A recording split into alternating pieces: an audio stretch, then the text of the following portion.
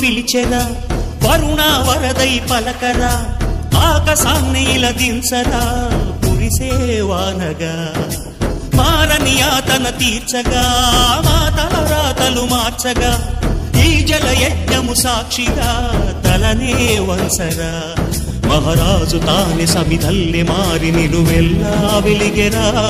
భోగాన్ని విడిచి త్యాగాన్ని వలచి తాపసిగా నిలిచెరా జనక్షేమమే తన సంకల్పముగా తన ఊపిరి హోమజ్వాలనుగా స్వర్గాన్ని శాసించే